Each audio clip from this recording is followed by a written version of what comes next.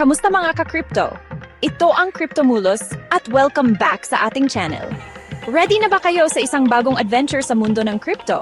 Kasi ngayon, sisirin natin ang isa sa mga pinaka-game-changing na teknolohiya diyan, ang smart contracts. Alam ko, medyo technical pakinggan, di ba? Pero huwag kayong mag-alala dahil sisiguraduhin kong may intindihan natin to sa paraang simple, masaya, at syempre informative.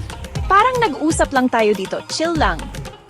Sa video na ito, alamin natin kung ano ba talaga ang smart contract. Paano ba ito gumagana na parang magic? At bakit sobrang big deal ito sa blockchain, sa crypto, at posibleng sa future ng maraming industriya? I-breakdown natin yan, step by step, mula sa basic concepts hanggang sa mga real-world applications at titingnan din natin kung ano yung mga potential at challenges nito. Promise, pagkatapos ng video na to, magkakaroon kayo ng solid na ideya kung bakit bukang-bibig ang smart contracts. Kaya kung ready na kayong matuto at ma-excite, i-ready nyo na yung mga utak nyo, yung mga tenga nyo, at yung good vibes nyo. This is going to be an awesome learning journey, mga ka-crypto. Huwag nang patumpik-tumpik pa, let's dive right in. Siguradong marami kayong mapupulot dito na magagamit nyo sa pag-navigate sa exciting na mundo ng digital assets. Let's go! So ano nga ba talaga itong smart contract na to? Isipin nyo mga ka-crypto, isang kontrata. Pero hindi yung typical na papel na pipirmahan nyo tapos itatabi lang. Ito, digital. At ang pinaka-cool dito, kusang natutupad yung mga napag-usapan sa kontrata kapag na-meet na yung mga conditions. Parang may sariling utak yung kontrata, gets nyo? Hindi na kailangan ng middleman, walang abogado na mangingialam para lang masigurado na nasunod yung usapan. Direkta, efficient, at high-tech. Ito yung future ng mga kasunduan.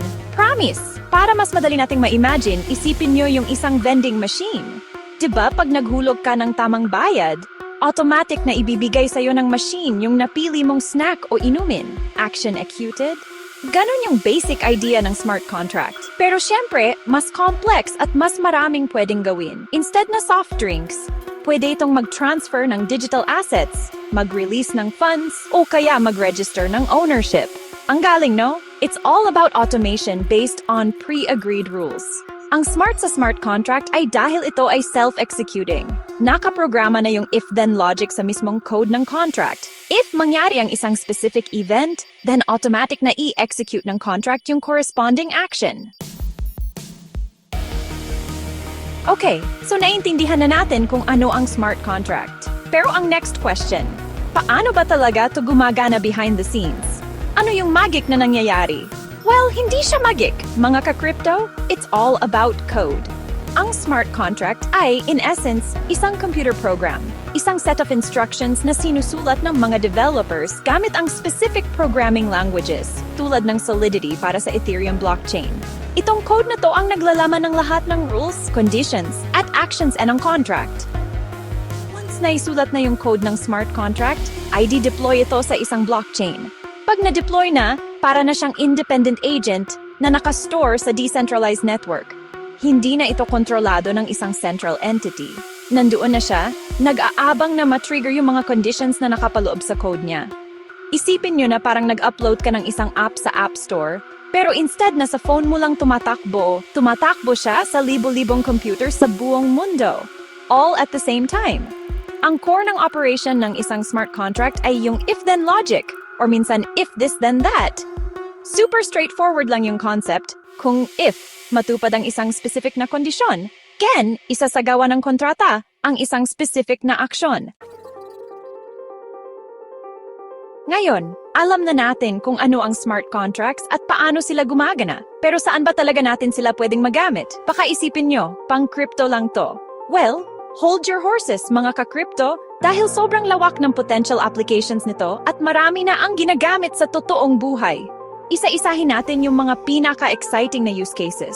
Ready na ba kayo makita kung gaano ka-versatile ang technology na to? Tara, unahin natin yung pinaka-obvious, finance, or yung tatawag nating decentralized FiniFi. Grabe ang impact ng smart contracts dito. Imagine, automated crypto trading kung saan yung bot mo ay isang smart contract na bumibili o nagbebenta based on market conditions. Pwede ring lending and borrowing platforms na walang bangko. Yung smart contract na mismo yung nagmamanage ng loans at collateral. Pati yung mga tinatawag na yield farming at staking, lahat yan powered by smart contracts. Binabago nito yung buong financial landscape. Sunod sa supply chain management. Napaka-importante ng transparency at traceability dito, di ba? Gusto nating malaman kung saan galing yung produkto, kung authentic ba to. Dito papasok ang smart contracts. Pwede itong gamitin para i-track yung journey ng isang produkto mula sa manufacturer hanggang sa consumer. Every step, every handover, pwedeng ma-record sa blockchain via smart contract. This ensures authenticity, prevents fraud, at nagbibigay ng peace of mind sa mga businesses at consumers. Parang may digital passport yung bawat item. Real estate. Isa pa yan. Alam naman natin kung gaano kakomplikado at kamahal yung proseso ng pagbili at paglipat ng titulo ng lupa o bahay. Ang daming papeles, ang daming middleman. With smart contracts, pwedeng ma-streamline dyan. Imagine, pag nabayaran na yung property, automatic na ililipat ng smart contract yung digital title sa buyer. So bakit nga ba sobrang big deal ng smart contracts? Ano yung mga superpowers nila na nagpapa-excite sa maraming tao at industries? Mahalaga to, mga ka-crypto, para mas ma-appreciate natin yung value na dinadala nila. Let's break down the key benefits, yung mga rason kung bakit sila tinuturing na superstars ng blockchain technology. Siguradong mapapa-wow kayo sa mga advantages na to. Una sa lahat, and for me, one of the biggest, ay yung trustless nature nila. Anong ibig sabihin yan? Hindi mo na kailangang magtiwala sa isang tao o isang kumpanya para masigurado na matutupad yung kasunduan. Yung tiwala mo, nasa code mismo, nasa mathematics, nasa technology. Kasi yung smart contract, it will execute exactly as programmed. Walang personal biases, walang hidden agenda. Code is law. Ika na nga. This removes the need for a central authority to enforce a contract, which is revolutionary. Pangatlo, efficiency and speed. Grabe ang epekto nito. Dahil automated ang execution ng smart contracts, nawawala yung mga manual processes, yung paperwork, yung back and forth na communication na karaniwang nagpapatagal sa traditional contracts. Transactions can be processed in minutes or even seconds instead of days or weeks. Imagine yung time saved, yung effort saved. Plus, dahil bawas yung intermediaries, bawas din yung fees na binabayaran natin. More savings, more productivity. Pang-apat, security. Ang smart contracts, kapag tama ang pagkakagawa, ay sobrang secure. Protected sila ng cryptographic encryption, yung same technology na nagsisecure sa mga cryptocurrencies. Okay, ang ganda ng mga benepisyo, no? Parang perfect na yung smart contracts. Pero teka muna! Mga ka-crypto, let's be real. Walang technology na perfect at ang smart contracts, mayroon ding mga challenges at limitations na kailangan nating malaman. Importante to para magkaroon tayo ng balanced perspective. Hindi pwedeng puro hype lang, dapat alam din natin yung mga potential pitfalls. So, ano-ano ba yung mga tinik na to? Una, yung irreversibility or immutability. Diba sabi natin benefit to?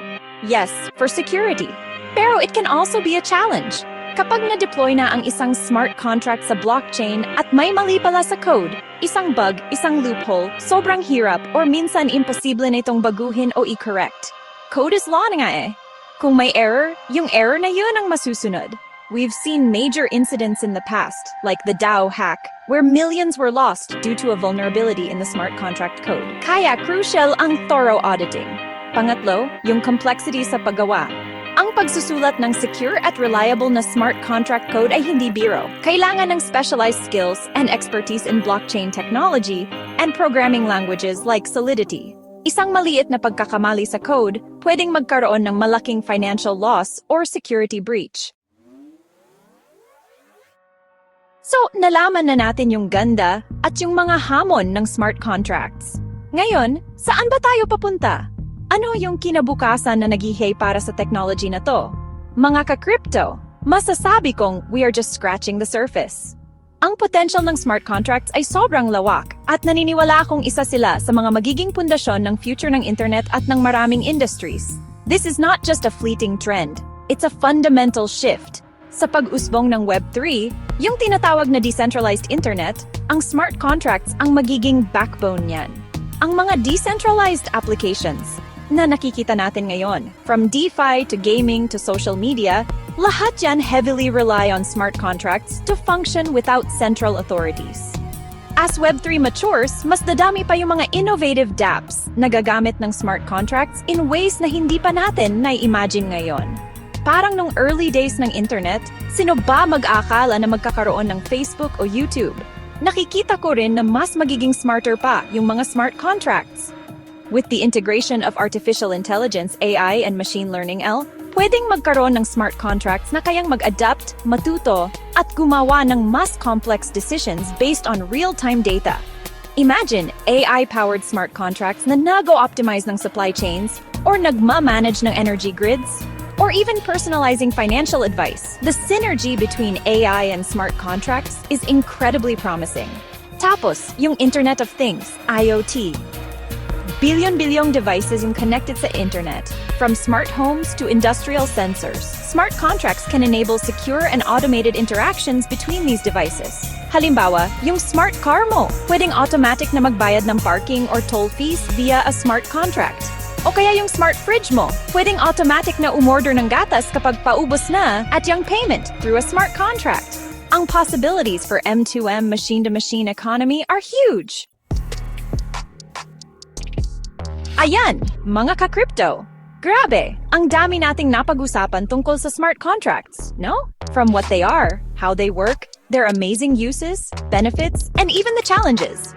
Sana, after this deep dive, mas naging malinaw na sa inyo kung gaano ka-powerful at ka-importante ang technology na to. It's more than just code. It's a new way of making agreements and automating trust in the digital world. Ang smart contract ay parang digital na kasunduan na matalino. Automatiko, hindi madaling baguhin, at hindi kailangan ng middleman.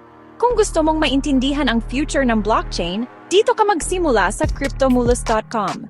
Ito ang unang MLM binary commission system na sinulat sa 100% smart contract. Nagustuhan mo ba ang video na ito? Huwag kalimutang i-like, i-subscribe, at pindutin ang notification bell para sa mas marami pang crypto content sa Tagalog. May tanong o gusto mong topic? Comment mo lang sa baba. Maraming salamat sa panonood and see you in the next video. Keep learning, keep exploring,